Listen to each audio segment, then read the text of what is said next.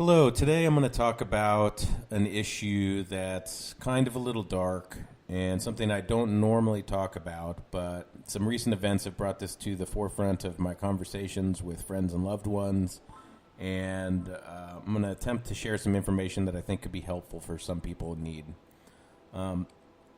Little disclaimer before we start, I'm not a medical professional of any kind, and I'm not a mental health professional.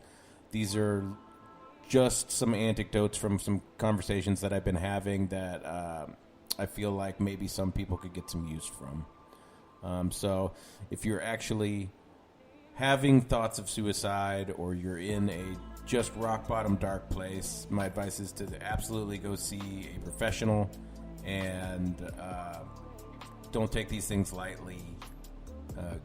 Go get help where you know you should get help, and take everything that I'm saying with a grain of salt.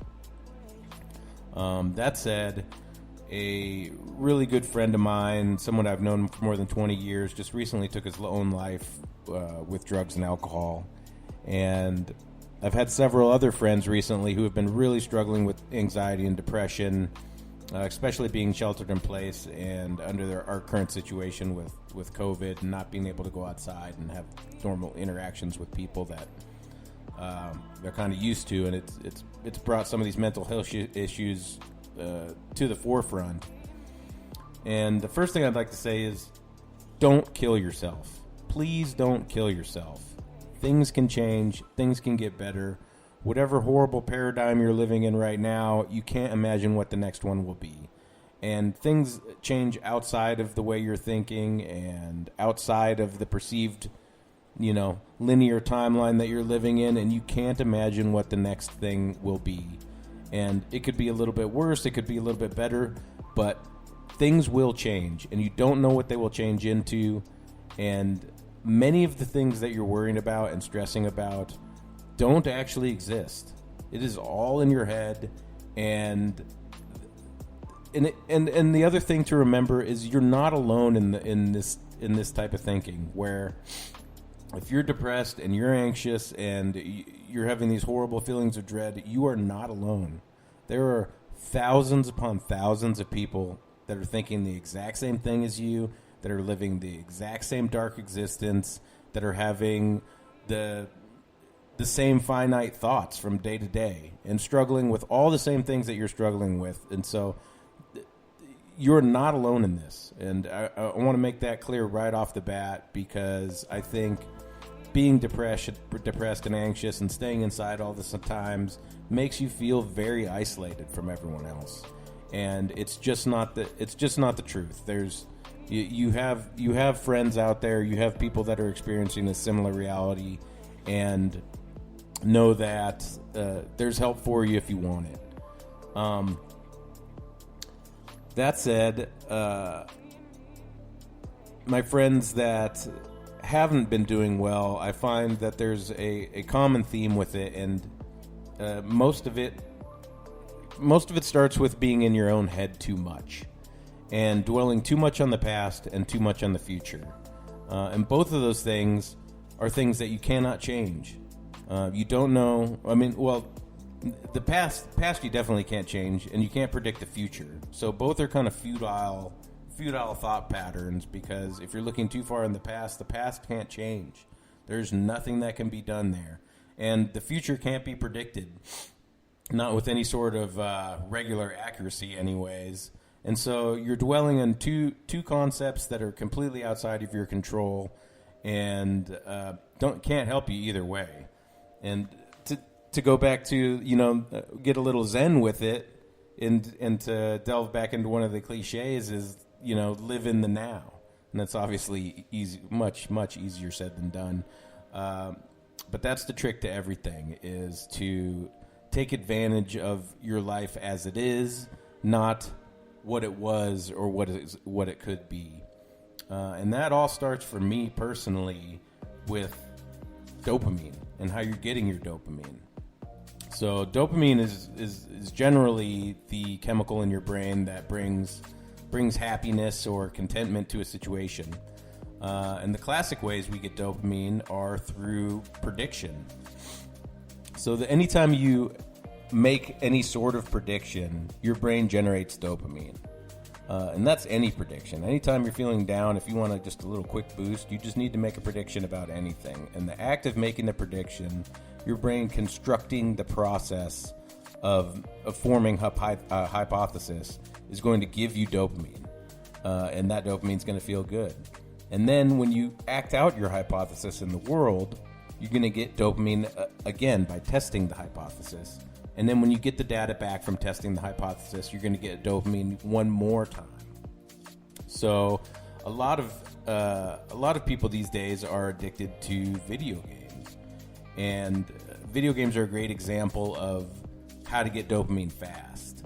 Where not classically, but in the past, people would get dopamine from watching television. And it's a much slower drip in television. Let's look at a mystery murder whodunit show. So in the mystery murder whodunit show, you see some behavior, so your brain gathers data, and you get a little bit of dopamine, and then you make your prediction. You say, "Ooh, I think the butler did it." And then more data comes from the show, and your brain gathers that data, and you're testing your hypothesis now, and you're getting dopamine again. And then when you get the end result, and you say, "Oh, the butler didn't do it; it was the maid," then you get another dopamine hit. But this could be the slow drip over the course of an hour-long show that you're getting these dopamine hits. But now let's look at a game like Call of Duty or first-person shooter, let's say. So the act of lining up your crosshair on the enemy is going to give you that's your predictive dopamine hit. And then when you squeeze the trigger and test your prediction, you're getting more dopamine. And then when you get the results back, you're getting your final dopamine hit. And so you can get this dopamine rapidly by playing a video game, and that's what keeps you locked in, is you're getting rapid dopamine hits over and over and over and over because you're having to make constant predictions. And when that game becomes boring is when you predict less and things become more muscle memory. Because once things become muscle memory, you're not doing your predictive action, and therefore you're getting less dopamine. You become bored with it. And this said, something we forget is the best game in town, and the best way to get dopamine is from other people. Because constantly, when you're interacting with other people, you're making a prediction. Then you usually interact with the other person in some sort of way, physically or verbally, or however, to test your prediction, and then you get data back from them. And people are always going to be interesting because it's much harder to predict human nature. I mean, sometimes rather than others, but usually the individual nature of people is going to constantly give you good dopamine feedback because you're going to constantly have to make predictions about what you're going to say or do is going to affect the other person, and you're basically forming little hypotheses all the time and testing them out on other people. And this is why interacting with other people is so important to general good feeling and general quote-unquote happiness. Is the more time you're spending with other people and interacting with them in any sort of way, the more dopamine feedback you're going to get. And this is kind of the fundamental nature of what I believe, at least, is overall contentment. If you're getting good dopamine all the time, then generally you're a contented person. You're more or less, for lack of a better word, happy. And let's look at one more game theory on this, is the game of golf. So when you're out there playing golf, golf is such a great game because it's a dopamine-rich game. You're going to put your ball on the tee, and you're going to appraise the course, and you're starting to make your hypothesis or prediction. You're going to say, "Ooh, okay, that looks about 200 yards away, and I probably need a 3-wood, and the wind's blowing from this direction, and the course is sloping this way." So you're making all these predictions, and then you line up the ball, and you swing, and you hit it, and now you're getting your next dopamine feedback when you act out on your prediction. And then whenever the ball lands and you get to see how everything ended up, and you gather the data back one more time, you get your next dopamine hit. And so all these things are satisfying to you. You're having fun playing golf by just by looking at the course, hitting the ball. You're having a good time. And then you make it to the green, and you're reading the green and trying to see which way the green slopes and lining up your putt. And you're trying to, knock the ball into the cup, and that's also giving you great dopamine feedback. And all in all, you're making predictions. You're walking around on the grass. You're out in the sun. Life is good at this point, and you're going to be happy playing golf. And that is until somebody tells you, "Oh, that was pretty good on that hole, but too bad you couldn't make par." And you say, "What the fuck is par?" And they say, "Oh, well, that's the expected amount of strokes it should take you to from the tee to get the ball into the hole." And you say, well, how many is it supposed to be? And they say, 4. You say, well, how many did it take me? It said, oh, well, it took you 7, and that's called a triple bogey, and that's terrible. You're not a very good golfer. So now you're thinking, shit, for a triple bogey, that's not good. I want the par. And you start now thinking, well, do a lot of other people get par? And that person says, well, yeah, some, the good players at least. And now you start thinking, well, I'm not a good player, I guess, then, right? I'm not a good golfer. And now a bunch of other things come into play. You say, okay, well, how do I become a good golfer? How do I make par? Do I need to, what do I need to do? And the other person that's with you is like, I don't know, but I know you suck at golf. And so now we're not having a good time playing golf anymore. Now we're not just golfing for the dopamine, for the walk in the grass, and for the sunshine. Now we have a different agenda. And the agenda now is to make par. And this is what brings up a whole host of anxieties, wants. You have new goals in mind, and if you're not meeting those goals, you're disappointed in yourself, you're stressed out. Maybe you've started gambling, to saying who's going to make par, who's going to be closer to par, and all these things are stressing you out a little bit more. And herein is the big lie, where all of these things that we just added to our fun little game that was making us happy do not exist. These are all just mental human machinations that we've created out of nothing to form, a level of competition, to basically feed into the negative parts of human nature. To say, I'm better than you and he's better than me, and, I'm more skilled at this and you aren't. And to form this hierarchy out of thin air that we're all supposed to be grouped within to show who has more value within society or sport or whatever, we have to form this invisible hierarchy now that you're going to exist within. And this is where all of the stress, all of the anxiety, all of the depression comes from. It's just from worrying about par and what par is. And this is where all the what I consider snake oil salesmen seep in, where, the Tony Robbinsons of the world and all the other self-help gurus, they're going to come in and say, I can tell you how to make par. It's simple. You just have these, 7 simple steps where you're going to go in and you're going to make a goal for the par, and you're going to write down every day what you need to do to make par. You're going to hit 100 balls out of the sand trap. You're going to drive 2 buckets of balls, and you're going to get out there before everyone else, and you're going to pat yourself on the back every time. And they will show you how to make par eventually. If you listen to this advice, they will show you how, through goal orientation and all the rest, that eventually, if you follow their advice, you will make par. But will that make you happier? Will that make you more content? Probably not. Ask all of Lee Trevino's ex-wives. And here it's just feeding more into the big lie that, that there's some sort of happiness to be had by making par. And now if we go out from here and we start applying par to everything else in life, par to our relationships, what's the expected amount of happiness to be derived from a relationship? What's the expected amount of success to be had at work? What's the expected amount of friends to have to be considered, a social dominant? What's the expected amount of followers to have on Instagram to be considered clout? You have clout or you're popular. What are all the expected norms of society that you're falling short of or you're failing at? We're recording this as protests go on outside too, so there might be some sirens and stuff in the background. And when you start to view the world through this perspective lens, there's not much there. There's only fault. There's only shortcomings. There's only things that you can never fully achieve and will never result in anything. And the other part of the lie that we tell ourselves constantly is that if I achieve X, Y, and Z, then I'll be happy. If I acquire X, Y, and Z, then I'll be happy. This is not the truth.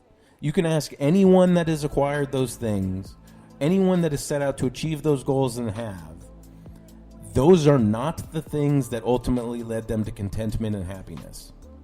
Never have. There's maybe a twisted sociopath out there somewhere that when he achieved, his list, it actually brought him some sort of contentment and happiness. But that person's a psychopath, and probably not the rest of us. What you'll generally find is people that have gone down these very hard-driven goal paths, when they finally do achieve some level of success or money or achievement, usually gravitate back toward the base of things. You look at the guy that earned $1 billion and he struggled and scraped and came up from nothing, and he was a workaholic and did all these things every single day till he amassed money. Now what does he do every day? He goes and golfs and has a couple drinks with his friends. Because that's where the contentment is. It's not in this struggle to success. And if you ask that same person, well, did you enjoy yourself when you were working every day, 14 hours a day, letting relationships fall by the wayside, and all these things? They're going to say, no, that wasn't a fun time. I didn't. There is potentially some people out there that are geared a very specific way, and their grind is their passion. But that's not 99% of us. 99% of us, and that's the other kind of misleading cliche is, you just got to find and do what you love, and then it'll be a labor of love, and then you'll be A-okay. Well, that does exist for a very small amount of people, but generally not the case. And generally the people that have had great achievement or had great success didn't have the best time on their journey there. It was a journey full of a lot of hard choices that they had to make, a lot of suffering, and a lot of sacrifice. And I think you'll find that if you ask anyone who has achieved or acquired a great deal, that they have encountered a lot of suffering and sacrifice along their way to get there. And the point is once they get there, what they usually do is go right back to where they started, which is kind of the irony of the whole thing. I have another very successful friend that dealt with a lot of depression and other mental health issues lately. And lately he's been doing much better. And I said, well, what have you been doing that helps so much? And he says, I've been going on hikes with my family. And that's something that costs nothing. That's something you don't need to make a goal list to do. You don't have to struggle or strife with. And he's going outside, he's being in the sun, he's interacting with his family, and that's what's giving him contentment and happiness. And he's a very successful businessman. He runs his own company. He, earns millions of dollars a year. And, if you ask him about that, there's no happiness or contentment in that. In that journey and what he has to do day to day to amass this kind of quote unquote Western success is not the good part of his life. That's the part he's trying to distance himself from and get back to a way of living that isn't destructive. And that's what we need to understand is this other style of thinking isn't only a lie, but it's actually destructive to yourself, to the people around you, to the society on a whole. And we, maybe it sounds like we're getting in the weeds here a little bit because you say, well, I got bills to pay and I got things to do, so I can't just go on some healy-feely journey. We're kind of at the point where, well, what's the answer then? You know, I'm miserable at my job and I am depressed and I can't just go walk around and golf every day in the sun, you know? So what's the answer for me? And the answer is to get back to those little things that don't have to do with measuring yourself against everything else. You don't worry about the par. The par is what will drive you insane. The par is what will keep you in the dark part of your mind. When you're going around and you're measuring up your own life and those people's lives around you in some kind of invisible measuring stick, there's no end to that. And you also find that, like, the acquiring of things, there's no end to that. There's always something else to buy or want or lust after. There's always something else to go out and try and get. And those things to get, they don't have anything to do with... maybe it does elicit a chemical reaction inside your body, but it's very short-lived. And it's not going to give you any sort of lasting relief from the things that are troubling you. So to me, the answer is just to find those little things you get the good dopamine hits with and enjoy yourself in the moment. I mean, there's good dopamine to be had everywhere. And especially what I was saying, the cheapest form is just talking to another person. You don't need to even buy a game console or a set of golf clubs. You can just talk to somebody else and talk to them in a meaningful way, and you will feel better. You will just, that's the whole point of therapy in general, is just people just need to talk to somebody in a real sort of way, uninterrupted for a specific period of time. That's easy. That's free. And maybe some people are struggling with it, saying, shit, I don't even, you're laying in your bed. You can't get up. You're like, I don't even have any friends. I can't even talk to anybody. There's plenty of people out there to talk to. And we live in, with technology, there's more ways than ever to find other people that, are experiencing similar problems or want to talk. There's people out there waiting for you to talk to them. They want you to talk to them. And all these little things, that's where the truth is. The truth is in the things that actually are happening chemically inside your body, and they're easy. They're easy. Life is easy. Happy is easy. We convolute it with our own made-up shit. And that's the main thing to remember is we're choosing. You're choosing to be miserable every single day. We have more choice. We have more choice now than ever before in human history. And you, specifically as a human and the way the human brain works, have more choice than anything that exists on the planet. And you're choosing to be miserable. Like, your choice is enormous in front of you. You can choose tomorrow to go do the most evil thing that you can think of, and you can go do that thing. I don't recommend doing that, but it's on the table. Like, no one can really stop you if you put your mind to something. Or you could you could choose to do the most benevolent thing ever. You could choose to devote your life to only helping others or whatever else you feel like is, the quote unquote most good thing to do. And that's on the table too. And everything else in between. You could sell all your belongings and move to a beach in Bali. Everything's on the table. And the things that are holding you back from doing these things are all make-believe. None of them exist. It's all just machinations of other humans around you that have decided, well, this is good and this is bad and this is, this is virtuous and this isn't. And on and on and on and on that game goes. And it's ever changing too, so you'll never be able to satisfy it either. You can't satisfy the nonsense of the meta ever. Because it's a creature on its own, and it's constantly changing. And to measure yourself against it is a fool's errand. There's no way out the other side that leads to victory where you're like, I did it. I beat all the fake shit that everyone's put in front of me, and I climbed that ladder to the top, and fuck you all now because I win.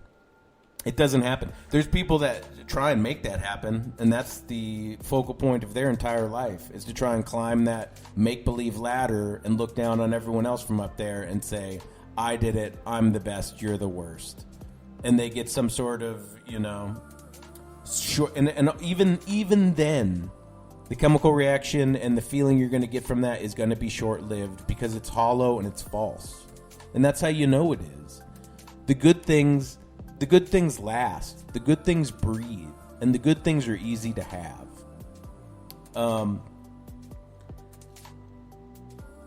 And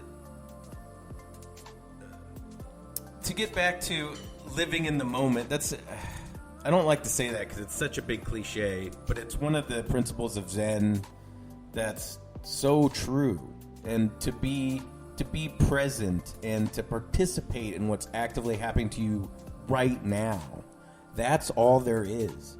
It's a series of living. Your whole entire life is a series of living in the now. You're never living in the past, and you're never living in the future. You can only do what you're doing right at this moment. And that goes back to the living in the big lie. You'll tell yourself all kinds of things like, once I get to here, then I'll be happy. Once I do this, then I'll be content. And those things aren't true. If you can't be happy and content in the moment right now, no amount of achievement or success is going to give you those things. It just does not happen. And if you don't believe me, go ask people that have achieved those things and ask them if that's true. And I believe they're going to tell you no, it's not true. Like the things that have brought them the biggest ease to their mind and the most level of contentment are going to be simple things, I guarantee. Spending time outside with your family, playing a game of prediction, having a couple drinks. Easy things. Talking to other people that you enjoy talking to. Interacting physically with people that you enjoy interacting physically with. These are the easy things that, we've put by the wayside in pursuit of conquering invisible fake shit that does not exist. And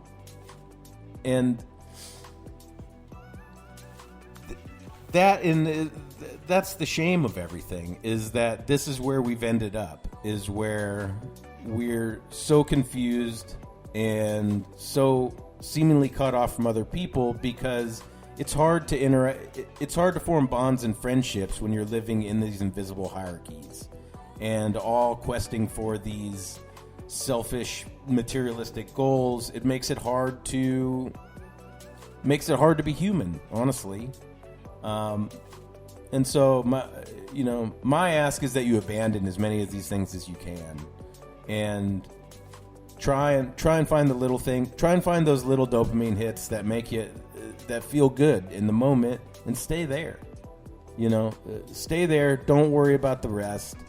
And little by little, you'll be able to, start doing more and more and more, but as on your terms and as you see fit, not as, this goal-oriented crunch to make par.